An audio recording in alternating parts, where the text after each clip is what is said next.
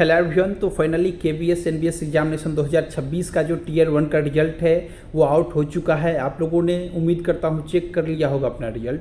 जिन भी लोगों ने चेक नहीं किया आप लोग चेक कर सकते हो। आइए हम लोग कट ऑफ को जानते हैं कि कट ऑफ किस वे में गया है, क्योंकि बहुत सारे बच्चे परेशान थे कि कट ऑफ क्या है, हमारे इतने मार्क्स थे, हमारा सिलेक्शन नहीं हुआ है। तो आप लोग समझ लो, सबसे पहले आपको यह समझना होगा, संगठन को समझना होगा। आप लोग जो एग्ज़ाम कंडक्ट कराते हो, जब कॉमन पेपर करा रहे हो, आप लोग यहाँ पे 1/3 नेगेटिव मार्किंग के साथ कॉमन पेपर आपने कंडक्ट कराया और उसमें सब्जेक्ट वाइज लेवल वाइज जो कट ऑफ में फ़र्क है वो 90 नंबर का है, यानी कि 90 नंबर का डिफरेंस देखा गया है कट ऑफ में। तो आप लोग देख सकते हो 30 क्वेश्चन मैटर करता है। जब आप 1/3 नेगेटिव दे रहे हो वहाँ पे 30 क्वेश्चन का डिफरेंस डाल रहे हो, तो ये किस हद तक जायज़ है, संगठन को समझना चाहिए। और यह जो रिजल्ट है यह कहीं से भी जायज़ नहीं है, क्योंकि अभी आप लोग देखोगे सबसे जो लोएस्ट कट ऑफ है अब तक जो देखा गया है वो पीएचडी हिंदी का देखा गया है। और भी सब्जेक्ट होंगे जिसका कट ऑफ कम होगा, आप लोग बता सकते हो,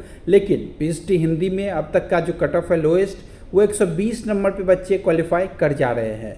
जबकि टीएचडी मैथ्स में सबसे हाईएस्ट कट ऑफ देखा गया है अब तक 202 नंबर पे बच्चे क्वालिफाई नहीं किए हैं। हमारे खुद के 70 क्वेश्चन सही थे, लेकिन हमारा सिलेक्शन नहीं हो सका है टीयर 2 के लिए। तो आप लोग देख सकते हो कंपटीशन का किस हद तक लेवल है। लेकिन आपको समझना होगा, लोग कहते हैं कि मैथ्स में ही पढ़ने वाले बच्चे हैं, तो पीएचडी मैथ्स के कट ऑफ फिर 154 क्यों?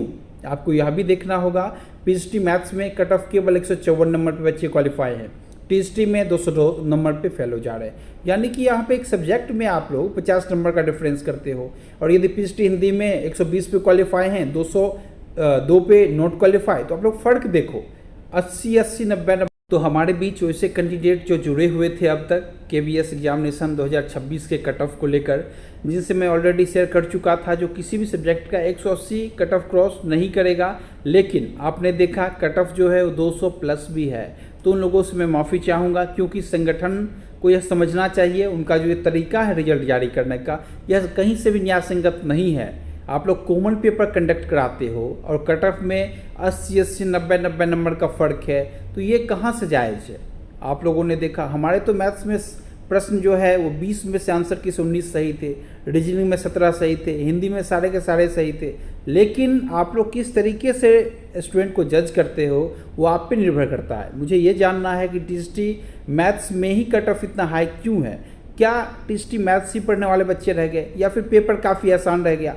कुछ तो रीजन है। आप लोग देखोगे कहीं 120 नंबर पे रिजल्ट है, कहीं 202 पे नहीं है। तो ये जो आप लोग तैयार कर रही हो, ये किस तरीके से आप लोग काम करते हो?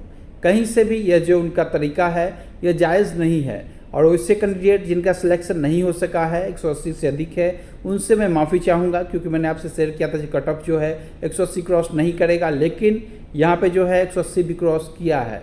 तो ऐसे कैंडिडेट जो दुखी होंगे हमारे उस कट ऑफ वीडियो से, उनसे माफ़ी चाहूँगा। बाकी जिनका भी रिजल्ट आया उनके ऑल द बेस्ट टीयर 2 के लिए। आप अच्छे से पढ़े, अभी आपके पास चांस है, क्योंकि यदि आपके सब्जेक्ट में कम कट ऑफ है तो आपके सामने एक अपॉर्चुनिटी है कि आप लोग एक पोस्ट को ले सकते हो।